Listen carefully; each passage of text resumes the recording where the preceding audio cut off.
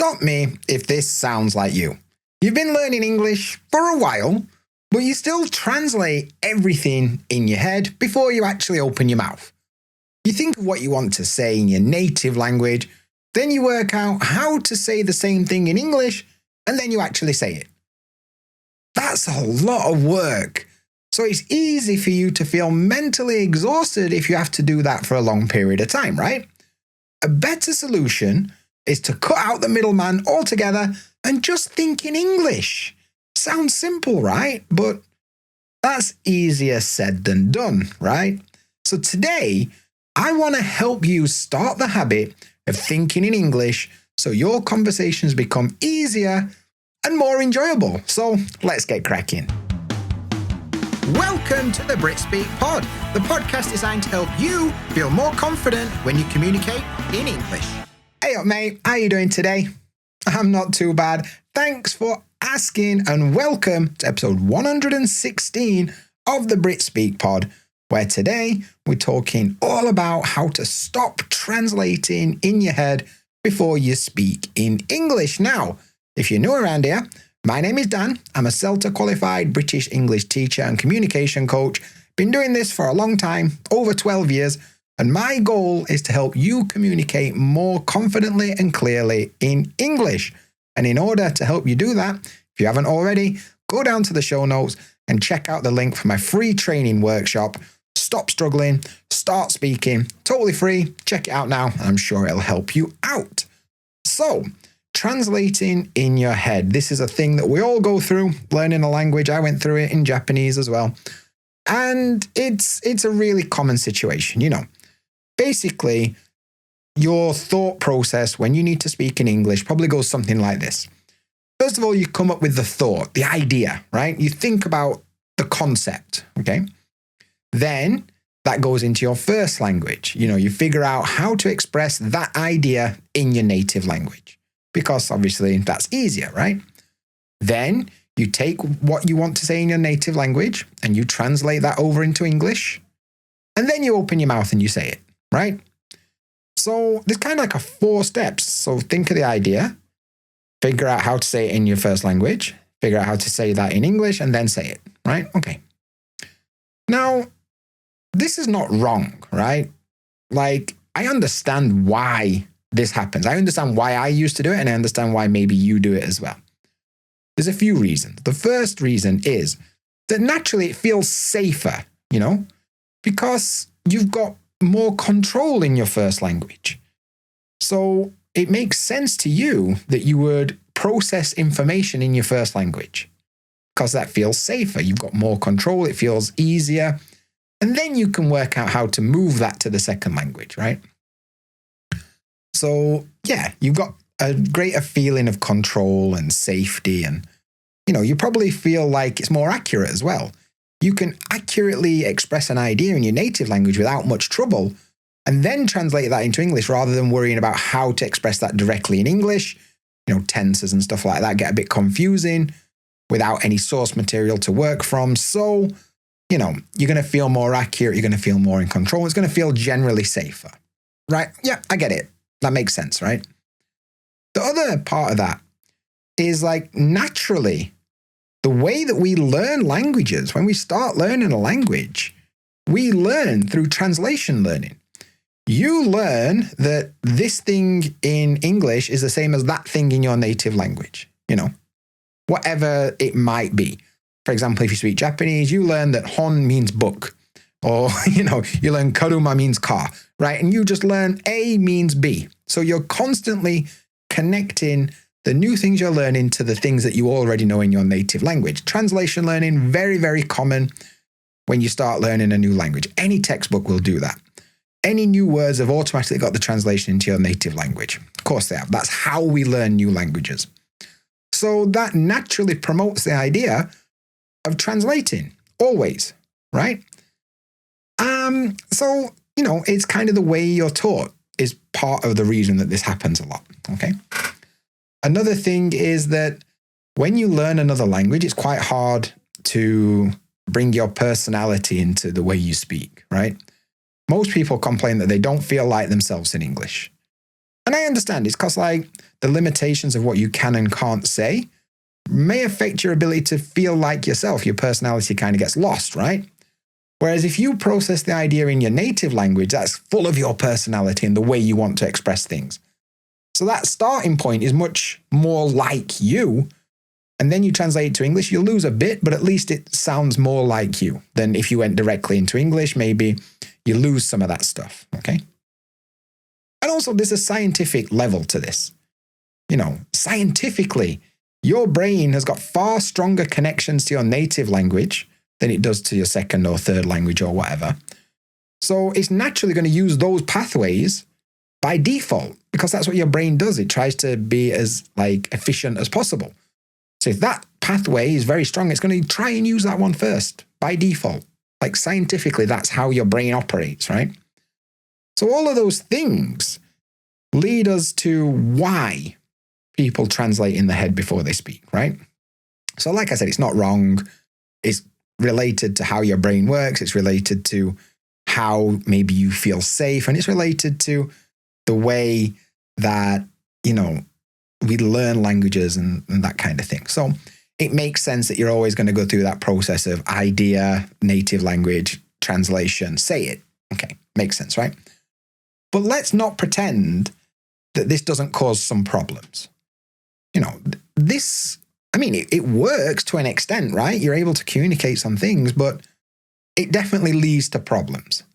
First of all, we've talked at length on this podcast about how speaking in English is very overwhelming for your brain because your brain is trying to do a million different things at once. With the translation method, we're adding even more effort and things that need to happen in real time to that process. So that idea of thinking and translating and, it adds so much extra effort and so much extra work that your brain needs to do in real time, which is going to be exhausting for you, right? Let's be honest. You're going to be knackered if you do this all the time. I know when I used to work in Japanese schools, I spent most of my day talking in Japanese to the other teachers and to the students and stuff. And I'd find at the end of the day, because I was still using translation really, I'd just be mentally exhausted, just from speaking in a second language for 6 to 7, maybe 8 hours a day. So it's hard, right? All that extra effort, that extra layer of processing that happens is a problem, I encountered this quite a lot in Japanese. Some stuff just doesn't work translated. Whether it's a skill issue, I want to express an idea that I can conjure up in English, no problem, but I don't have the Japanese skill to be able to translate that in a way that works. I just don't have the knowledge. I don't have the vocabulary. I don't have the grammar knowledge, whatever it is. For whatever reason, I'm not really able to translate that idea. Okay. Or it may just be that that concept doesn't exactly exist in the other language. For example, there's an expression in Japanese, otsukaresama desu, and it doesn't particularly translate to English very well. There's a rough translation of thank you very much for your hard work, But culturally and the way it's used, it doesn't work in English. So translating that idea is very, very hard. Okay, so that also leads to this problem. Sometimes you can't translate what you want to say, which is going to make it difficult for you. You'll also get a lot of processing time with this. All that extra effort that you're going through means that you're going to find it much harder to respond quickly. We know in a conversation, fast response time is very important to keep things flowing. If you pause for 3 seconds, that's awkward in an English conversation. So the ability to respond quickly is very important. But if you're doing all this translation and thinking, it's going to be very hard to respond quickly, And then what people do to compensate is they'll speak part of the sentence, then pause while they process the next part and then pause. And you get these really choppy sentences. Or people will pause halfway through a conversation because they're not quite sure how to say the next bit yet. So you get this kind of fragmented conversation that's still taking more effort and more time, right? So that, for me, when I was learning Japanese and speaking Japanese, it was becoming a problem. It just made everything harder than it needed to be. At first, it felt safe. It felt more in control. But after a while, I realized that actually I was just doing more than I needed to, and it was making things harder, right? And then obviously the ideal situation, if you were to take out any emotion or any effort and you could just click your fingers and get anything you wanted, the ideal solution would be to think directly in English, right? Maybe you develop the concept where you've got two brains, or two modes, where you've got like your native mode and you've got English mode, and you can flick a switch and you go between the two, right?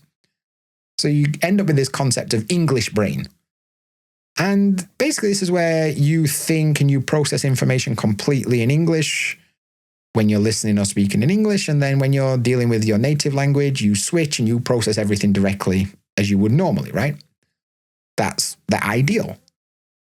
And this is because it would then allow you to quickly express ideas directly in English. None of this translating, none of this, extra processing time, just idea, English speech. We're cutting out two of the steps directly. And that's kind of cool, right?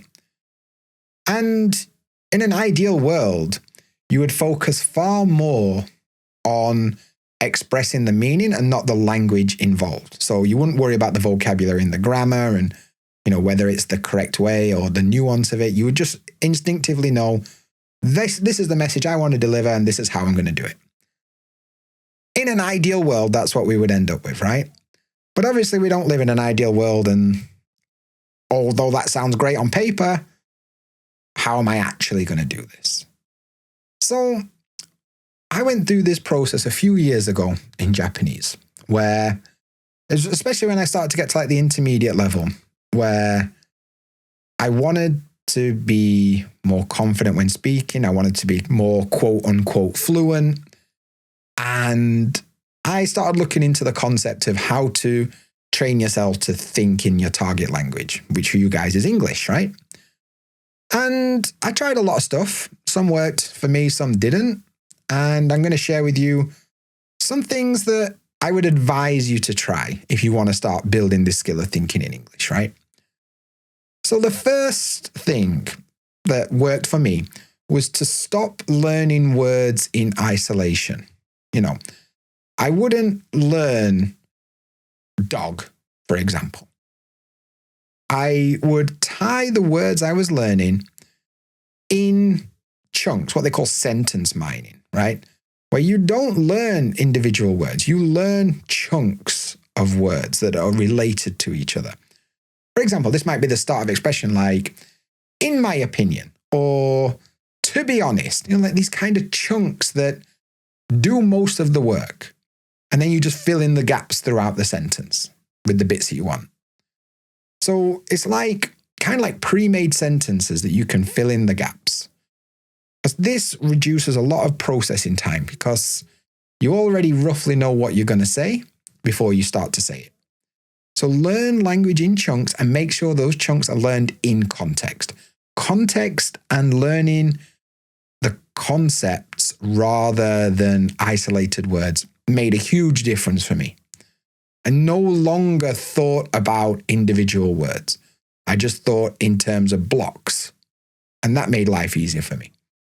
So that's something you can do.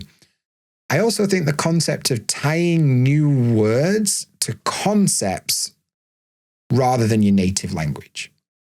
So instead of learning that this word means this in your language, think about this word as a concept and tie it to that. This is why kids are much better at learning languages than adults, because they don't rely on the native language. They learn the concept is tied to that word, not that word is tied to that other word in your native language, right?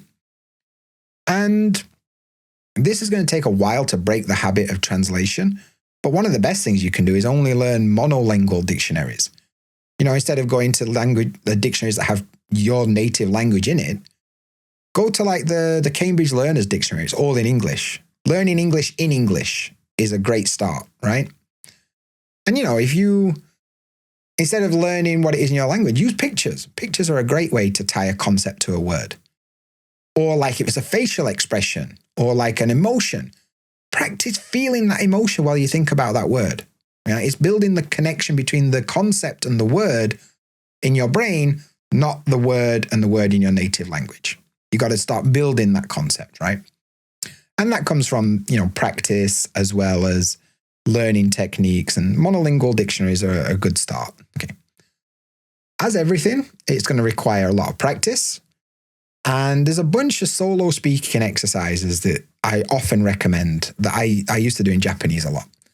And this could be things like describing things. You look out of your window and you describe what you can see. Imagine you're on the phone to somebody and they can't see what you're seeing. You just try and explain it. And this will very quickly show you which words you know and which words you don't know. Okay, so look out the window. What can you see? What's happening? Just practice describing things. And as well with words that you don't know, instead of instinctively picking up the dictionary or your phone to look what it is in your native language, learn to describe it. We talked in a previous episode about how to talk around missing words and what to do if you forget a word. Practice that. Imagine you see something outside. How would I explain that if I didn't know the word? Practice that. Because this is going to strengthen those connections in your brain, so you have to rely less on your native language. Summarizing text is also great. Read something in English or listen to something or watch something in English. Then for maybe 30 seconds to 1 minute out loud, summarize it. Say what you understood. Say what it's about. Say what you think about it. Summarize it. Imagine you're telling a friend that didn't watch it or see it what it's all about. It's a really good skill. Narrating your day. I used to do this all the time. As you're walking around, say what you are doing in your native language. Like, okay, I'm walking to the bathroom now because I'm going to brush my teeth. Now I've finished brushing my teeth, I'm going to go do whatever. Imagine you're in a TV show and somebody's narrating what's happening. The announcer is saying what you're doing, right? This is great because it builds the connection with the physical activities that you're doing and the language that's related to it. Great thing to do, narrating your day. Or audio diaries. At the end of each day, record an audio diary. Today I did X, Y, and Z, right? Great way to do it. Shadowing, another great exercise where, I talked about it a lot on the podcast, but shadowing is where you get some kind of audio, you listen to it, you repeat it, and you try and copy it, right? Great technique. And all of these techniques you can do on your own. And they're a big part of what I work with people on, in my courses, and things like my speaking practice Kickstarter are built on these kind of exercises. So, it's very simple to do, 5 to 10 minutes a day. And yeah, fantastic exercises. And they will train the concept of thinking in English and also kind of put pressure on yourself. Like, do fast response practice. Whenever you're in a conversation or you're doing your speaking practice, force yourself to respond within 3 seconds. This removes the amount of time you have available to think in your native language. So you're going to have to practice thinking in English. It's like learning to swim, but you go in the deep end of the pool because the pressure is real and that's going to train you quicker, right? So if I was starting from scratch and I wanted to start thinking more in my language that I'm learning, that's what I would do. I would learn language in chunks rather than isolated words. I'd tie the words I'm learning to concepts and physical actions rather than my native language. Switch to English dictionaries. Lots of solo speaking practice, like daily speaking practice, describing things, narrating your day, and then forcing myself to act under pressure with like a 3-second limit or something like that. And like I said, this is one of those things, like you're not wrong for translating in English. If you do that, I don't want you to think like you're doing anything wrong, but in the long term, it's not very efficient. It's not very ideal. So we kind of want to start the process of changing it. But you also need to understand that this is not going to change overnight. Just because you listen to this podcast doesn't mean that suddenly you're going to be able to do it. It takes a long time, a lot of patience, and a lot of repetition to build this skill. In the same way you're trying to build any muscle, right? It's going to take a lot of regular practice to hone this new skill and build it. It might take you months or even years of regular practice till it starts to happen automatically, right? And this is exactly why I built the speaking practice Kickstarter, because I think far too many people focus on learning the language and not actually practicing it. And most people don't know how to practice speaking, especially if they're on their own. So I put together this 30-day speaking Kickstarter where each day you unlock a new speaking practice exercise, whether it's describing something, summarizing something, shadowing something, giving your opinion about something. But basically, each day you unlock a new exercise that's designed to build a specific skill. All you've got to do is show up, watch the video, practice, finished. You don't have to worry about what you're going to do or how you're going to do it. So if you're not very good at practicing speaking in English, and you just need pointing in the right direction, you need help building that daily speaking practice habit, the Speaking Practice Kickstarter is something that I offer. The link is in the description. Check it out. I think you might find it interesting. And like I said at the beginning of the episode as well, there's also my free training workshop, the Stop Struggling, Start Speaking training workshop, totally for free. It'll talk a bit about like why speaking is so challenging, and maybe the approach that you're currently using is maybe not quite right for the goal that you want to achieve, and what you should do instead, and give you some tools that you can start using today to get on the right path. So if you haven't already, check out that free workshop. The link is in the show notes. But yeah, that's basically what I think, and I hope you enjoyed it. But that's it for this one. I'll be back again with another one really soon. But until then, look after yourself, mate. See you there.